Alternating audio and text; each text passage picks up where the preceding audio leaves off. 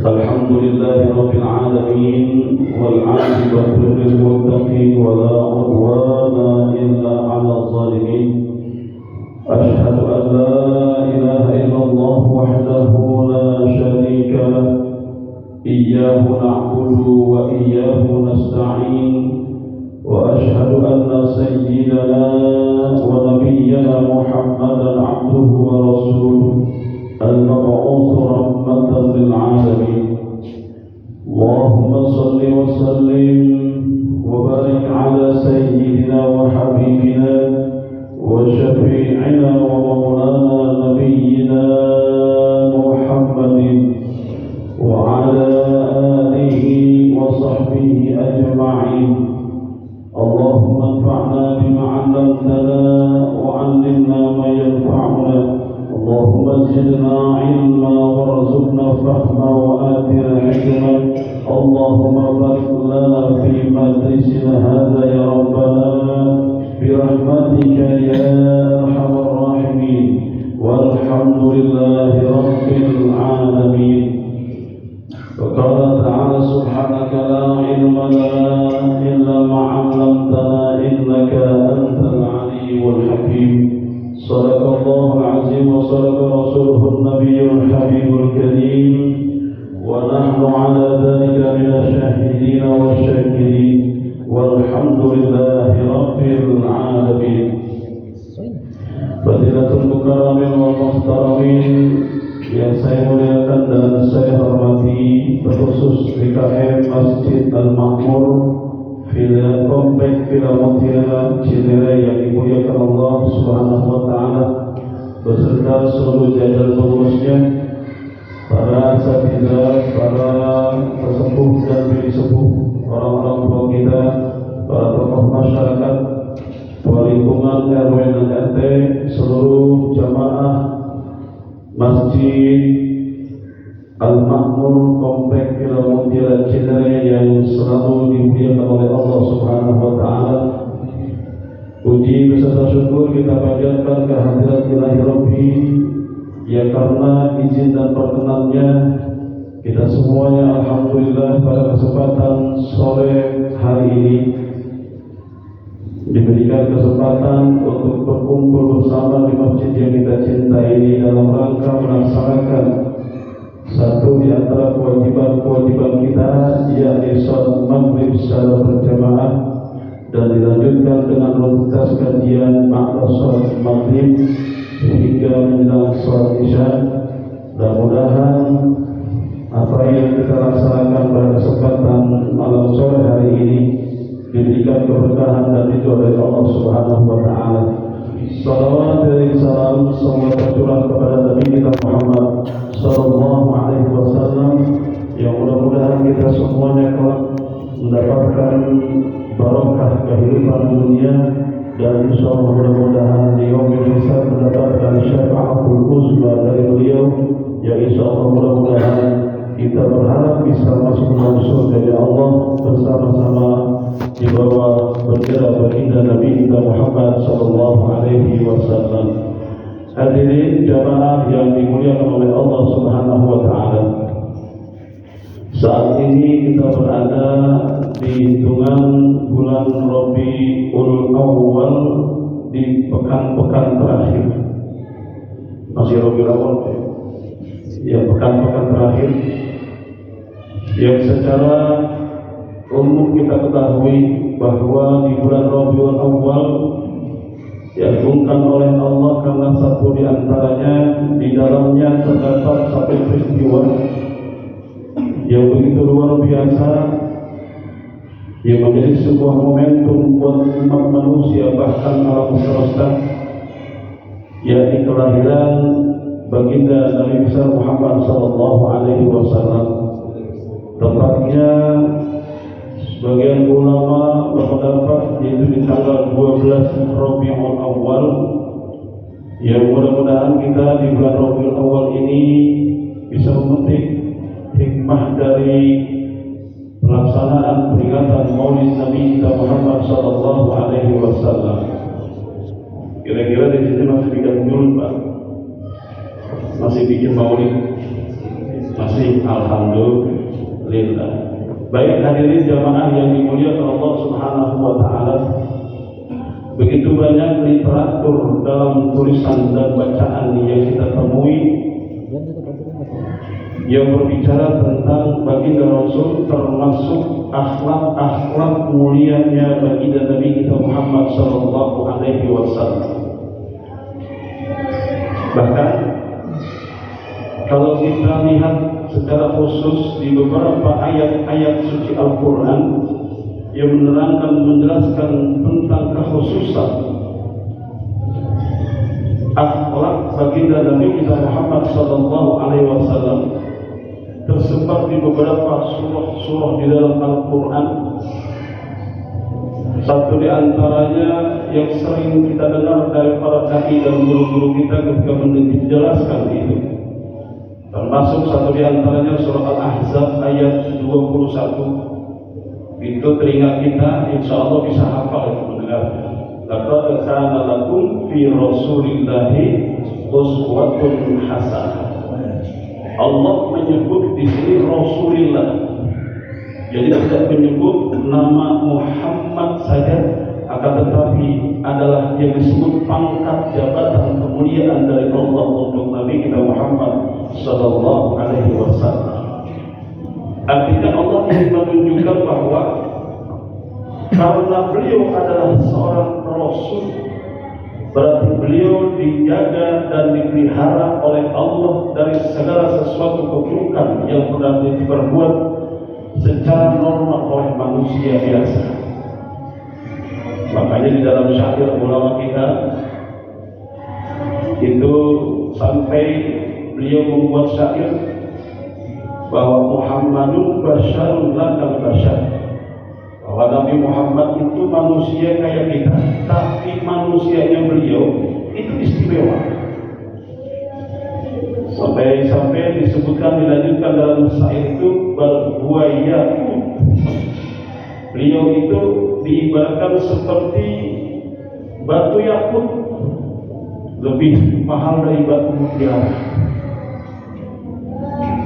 Sedangkan kita manusia ini biasa diibaratkan seperti batu biasa, yang secara harga dan kualitas saja dari batu ini sudah berbeda. Begitulah sama-sama batu tapi punya kualitas berbeda yang tinggi Rasulullah SAW dibandingkan kita manusia biasa. Kemudian yang menarik, ketika kita lebih mendalam lagi membuka ayat-ayat suci Al-Quran, ternyata ada kekhawatiran dari bangsa Yahudi dan Ahlul Kitab ketika mereka mendengar bahwa ada orang bernama Muhammad, keturunannya dari keturunan bangsa Arab, bukan bangsa Yahudi. Ketika ada kekhawatiran ini, dan Rasulullah diangkat, dinobatkan sebagai Rasulullah, pembawa risalahnya Allah di usia 40 tahun. Viral, kalau sekarang viral, karena ternyata santer berita tentang kerasulan Muhammad bin Abdullah di kota Mekah. Sampai akhirnya beliau berdakwah kurang lebih 13 tahun lamanya di Mekkatul Mukarramah saat itu. Akhirnya berhijrah ke kota Yathrib yang saat ini dinamakan kota Madinah. Nah, bangsa Yahudi dan Ahlul Kitab termasuk bangsa Nasrani atau beragama Kristen kalau seperti kita sekarang, itu mengkhawatirkan dan mereka ingkar, padahal mereka selama ini menunggu dan menanti yang dijanjikan oleh Allah yang berdasarkan kitab suci mereka, yaitu Injil dan Taurat, yang mengatakan bahwa nanti di akhir zaman setelah Isa diutus, maka diutuslah Nabi dan Rasul terakhir penutup, Nabi dan Rasulnya Allah bernama Ahmad. Mereka menganggap bahwa yang diutus itu dari bangsa mereka. Makanya sampai-sampai di Al-Quran diabadikan oleh Allah tentang hal itu. Tepatnya di Quran surah Al-Hadid ayat 28, Allah menyampaikan bahwa Ta'ala, ya ayyuhalladzina amanu taqullaha wa aminu bi rasul yu'tikum kiflaini min rahmatih wa yaj'al lakum nuran tamshuna bih wa yaghfir lakum wallahu ghafurur rahim. Saya mau ngajak sama bapak-bapak baca bareng-bareng, setuju Pak? Bismillahirrahmanirrahim. Ya ayyuhalladzina amanu taqullaha wa aminu bi rasulihi yu'tikum kiflaini min rahmatihi wa yaj'al lakum nuran tamshuna bihi wa yaghfir lakum wallahu ghafurur rahim. Nah, ini ayat diturunkan oleh Allah dengan asbabun nuzulnya, kemunculan Nabi kita Muhammad SAW, yang kemudian beliau dijadikan sebagai utusan Allah yang terakhir. Mereka ini merasa bahwa tidak mau menerima atau ingkar, sampai akhirnya mereka menanyakan, apa yang aku dapat seandainya aku ini beriman kepada Muhammad? Ini jawaban dari Allah Subhanahu wa Ta'ala. Di sini dalam tafsir klasik, tapi cukup luar biasa kalau kita baca, namanya Hasiyatus Sawi ala Tafsir Jalalain. Jadi tafsir Jalalain ditafsirkan lagi oleh siapa? Beliau yang menafsirkan adalah Al-Allamah Syekh Ahmad bin Muhammad As-Sawi Al-Halawati Al-Maliki. Beliau menjelaskan di dalam tafsir ini, tafsir Jalalain mengatakan begini, ya ayyuhalladzina amanu, hai orang-orang yang beriman. Di tafsir Jalalain dijelaskan oleh beliau, yaitu bi'isa, yang dimaksudkan orang-orang yang beriman siapa? Mereka adalah bi'isa, orang yang beriman kepada Nabi Isa. Berarti termasuk ahlul kitab saat itu, orang-orang yang beragama Nasrani, orang-orang yang mengikuti milah atau ajarannya Nabi Isa yang masih lurus. Nah kemudian oleh Syekh Asy-Syafi'i jelaskan, lima qadama al-ummata Isa ba'da rafa'ahu ila samai taraku, bahwa lima qadama anna ummatan Isa, adapun ya qadama anna ummata Isa, yang dimaksudkan tadi yang ikutin Nabi Isa itu adalah qadama al-ummata Isa, mereka adalah orang-orang atau bangsanya Nabi Isa, orang-orang pengikut Nabi Isa. Ba'da rafa'ahu ila sama' ibtarah, setelah diangkatnya siapa Nabi Isa ila sama'i ke atas langit, ibtarah kemudian terpisah. Nah yang menarik oleh As-Sawi di sini jelasin kembali, faminhum man tamassaka bi ruhbaniyati shahihah,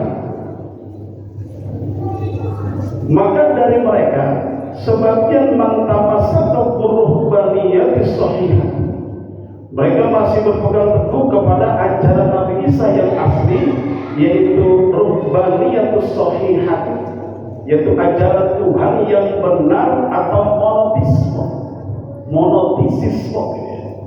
Jadi ajaran satu Tuhan masih ajaran tauhid. Jadi pada dasarnya agama Nasrani atau pengikutnya Nabi Isa atau agama yang diajarkan oleh Nabi Isa dengan kitab sucinya Injil, ini awalnya mengikuti seluruhnya apa yang diajarkan oleh Nabi Isa, tetap monoteisisme, yaitu percaya kepada Allah yang Esa. Jadi dulu Nasrani tetap Tuhannya sama kayak kita, Allah Subhanahu wa Ta'ala Esa satu. Tidak seperti saat ini yang kita kenal dan kita tahu, agama Nasrani itu kan disebut agama Kristen. Kristen itu mengenal satu Tuhan atau Trinitas atau tiga Trinitas. Ada Tuhan Allah Kudus, bukan Tuhan Bapa, Ibu. Nah kita nggak ngurusin itu, tapi jelas di sini dituliskan oleh beliau ya bahwa dulunya begitu. Faminhum man tamassaka bi ruhbaniyati shahihah wa da'a 'alaiha, dan mereka menurunkan itu ajaran seperti yang diajarkan Nabi Isa semula, ila an sahaba Muhammad sallallahu alaihi wasallam, sampai mereka itu menjumpai Muhammad sallallahu alaihi wasallam, sampai ketemu atau sampai ada zamannya Nabi Muhammad SAW, mereka masih berpegang teguh tentang itu. Wa minhum min ghairin wa badalin, dan dari sebagian mereka itu mencari pengganti lainnya. Artinya ada yang akhirnya dari ajaran monoteisme itu satu Tuhan, kemudian akan menyimpang, yang akhirnya dikenal dengan ada namanya Alkitab Perjanjian Baru, ada namanya Alkitab Perjanjian Lama. Ini bukan lagi membahas agama orang, tapi jelas tulisan di sini tafsir dari beliau di Syekh As-Syafi'i mengatakan begitu. Dan ini kan sebagai tambahan hasanah keilmuan kita, yang artinya mudah-mudahan akan menambah kekuatan iman kita kepada Allah dan keyakinan kita, kecintaan kita kepada Nabi kita Muhammad sallallahu alaihi wasallam. Ittaqullah, diperintahkan oleh Allah apa itu? Untuk bertakwa kepada Allah. Jadi umatnya Nabi Isa, ahlul kitab semuanya itu disuruh, diperintahkan oleh Allah ittaqullah, untuk takut kepada Allah. Wa aminu bi rasulih, yang kemudian di sini wa ini kalau kita belajar nahwu Wawnya adalah waw atop. Waw atop itu menunjukkan tentang bahwa apa yang perintah Allah perintahkan pertama masih ada hubungannya dengan perintah yang berikutnya yang mau disebutkan oleh Allah. Yang perintah pertama adalah ittaqullah wa aminu bir rasul, dan berimanlah kalian wahai pengikutnya Nabi Isa bir rasul, dengan rasulnya atau utusannya. Oleh Syekh Jalaluddin di sini ditafsirkan dalam tafsir Jalalain, bir rasul ini siapa? Muhammadun sallallahu alaihi wasallam wa Isa. Yang dimaksudkan bir rasul adalah rasulnya atau utusannya, utusan Allah Subhanahu wa taala, yaitu Nabi Muhammad dan Nabi Isa alaihi salam.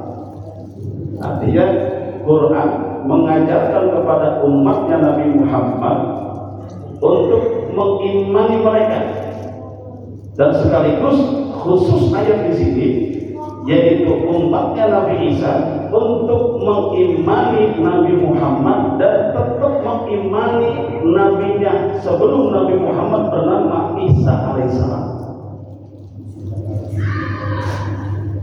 Jadi Islam itu memang agama yang cukup rasional. Setiap apapun pasti masuk, dan termasuk keyakinan atau ajaran tentang mengimani Nabi kita Muhammad, tapi tetap Allah mengajarkan kepada umatnya Nabi Muhammad untuk tetap mengimani nabi-nabi sebelum Nabi Muhammad SAW. Yang patut kita kenal itu ada 25 nabi dan rasul, termasuk satu di antaranya adalah Nabi Isa. Dikali dekade beberapa ratus tahun, kurang lebih dari 500 tahun baru diutus Nabi Muhammad SAW di kota Makkah. Nah ini yang akhirnya mereka enggak menerima. Ternyata khabar yang diberikan oleh Allah lewat Nabi Isa dalam kitab Injil itu ternyata yang bernama Ahmad bukan dari bangsa mereka, tapi justru dari bangsa Arab yang berada di Makkah al-Mukarramah tadi, yaitu Nabi Muhammad SAW bin Abdullah. Yang menarik lagi, Allah memberikan kabar gembira kepada mereka, para pengikut Nabi Isa, setelah mereka mau bertakwa kepada Allah, kemudian mengimani atau meyakini bahwa Nabi Muhammad dan Isa adalah sebagai Rasulullah. Allah memberikan janji. Apa kata Allah? Yuktikum kiflain, yaitu akan didatangkan untukmu wahai ahlul kitab tadi yang mau bertakwa kepada Allah dan mengimani Rasul dari yuktikum kiflain, yaitu didatangkan kepada kalian kiflain, dua model minur rahmati, yaitu dari rahmatnya Allah Subhanahu wa ta'ala. Li'imanikum bin nabiyyin, yaitu keimanan ganda terhadap dua rasul ini, Nabi Isa dan Nabi Muhammad sallallahu alaihi wasallam.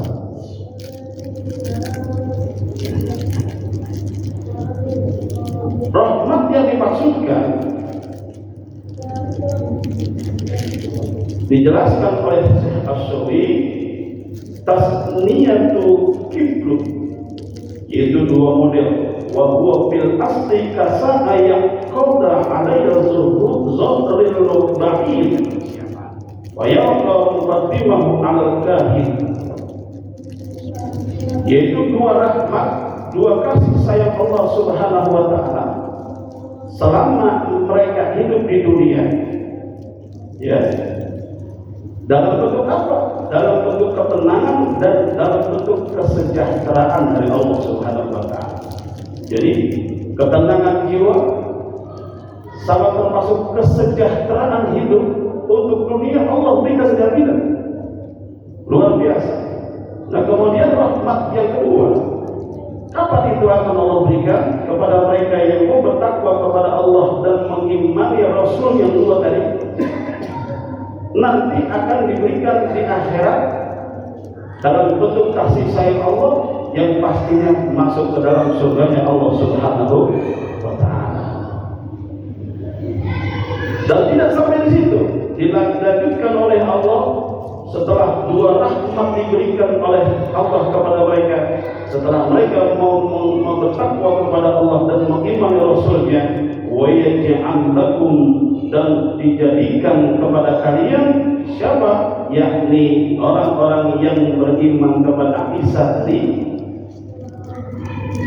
nurun tamsyuna bih, yaitu satu cahaya, tamsyuna bih, yang dengan satu cahaya itu justru akan mampu membawa mereka di dalam sebuah perjalanan al-sirat, menuju perjalanan di atas perjalanan yaitu di dunia. Kira dijelaskan di sini, wa yaj'al lakum nuran, di sini kira huwal Qur'an, bahwa yang dimaksudkan cahaya itu adalah huwal Qur'an, dia adalah Al-Qur'an, kitab suci Nabi Muhammad, kitab suci umat Islam. Wakilah, dan dikatakan wal huda was sabil al-wadahi fid din, yaitu sebagai petunjuk, was sabil, dan juga sebagai pegangan dalam perjalanan, al-wadahi fid din, di dalam menjalankan agama yang dibawa oleh baginda Rasul Muhammad sallallahu alaihi wasallam. Kemudian dilanjutkan oleh Allah, wa yaghfir lakum. Di sini Allah menjanjikan wa yaghfir lakum, dan pengampunan kepada kalian, wallahu ghafurur rahim, dan Allah Maha Pengampun lagi Maha Penyayang. Ini ayat menarik untuk kita, bahwa ternyata dulu di zamannya Nabi Muhammad mereka begitu khawatir, yang sebelumnya badan mereka menanti-nanti kedatangan Nabi dan Rasul terakhir yang dijanjikan di dalam kitab suci mereka. Cuma mereka mengingkari karena lantaran ternyata yang diutus oleh Allah sebagai Nabi terakhir yang bernama Ahmad, yaitu Muhammad bin Abdullah, ternyata dari bangsa Arab. Akhirnya sebagian ada yang mengingkari, sebagian juga banyak yang mengimani, masuk ke dalam ajaran agama baginda Nabi besar Muhammad sallallahu alaihi wasallam. Hadirin jamaah yang dimuliakan oleh Allah Subhanahu wa Ta'ala, begitu mulianya Nabi kita Muhammad sallallahu alaihi wasallam, sampai-sampai Allah Subhanahu wa Ta'ala memberikan janji-janji fadilah dan keutamaan bagi mereka yang tadinya belum mengimani Muhammad sebagai Rasulnya. Karena memang ternyata dalam kehidupan saat itu, setelah ramai Rasul Muhammad itu diutus, ternyata ada berada di Mekah, ternyata mereka ada yang enggak menerima, dan juga ada yang mengharapkan untuk bertemu dengan baginda Muhammad SAW untuk mengimani, langsung bersyahadat di hadapan beliau. Hadirin jamaah yang dimuliakan oleh Allah Subhanahu wa Ta'ala, logikanya kalau ahlul kitab saja, orang yang tadinya belum beriman kepada Rasul Muhammad SAW, begitu luar biasanya diberikan janji-janji kefadilahan dan keutamaan oleh Allah Subhanahu wa Ta'ala jika dia mau bertakwa kepada Allah dan mengimani Muhammad atas kerasulannya. Apalagi kita yang dari lahir sudah mengimani Nabi Muhammad sebagai Rasulullah SAW, saya yakin pasti sungguh luar biasa kejutan dan juga janji yang Allah berikan kepada kita sekalian. Amin ya rabbal alamin. Hadirin jamaah yang dimuliakan Allah Subhanahu wa Ta'ala, mudah-mudahan ini akan menjadi satu tambahan referensi pengetahuan kita yang mudah-mudahan akan menjadi modal untuk kita dan juga keluarga kita minimal, yaitu agar supaya lebih mencintai Nabi kita Muhammad dan mengimani sebegitu hebatnya terhadap Rasul Muhammad sallallahu alaihi wasallam. Hadirin jamaah yang dimuliakan Allah Subhanahu wa taala, sampai di sini ada yang mau ditanyakan. Diriwayatkan di dalam Sahih Bukhari, baginda Nabi Muhammad sallallahu alaihi wasallam itu melaksanakan sunnah puasa Senin itu. Karena lantaran ketika ditanya oleh sahabat, kenapa engkau puasa di Senin ya Rasulullah? Beliau menjawab bahwa ini adalah hari lahir aku. Hari Senin, yaitu hari Senin, hari kelahiran Nabi Muhammad sallallahu alaihi wasallam.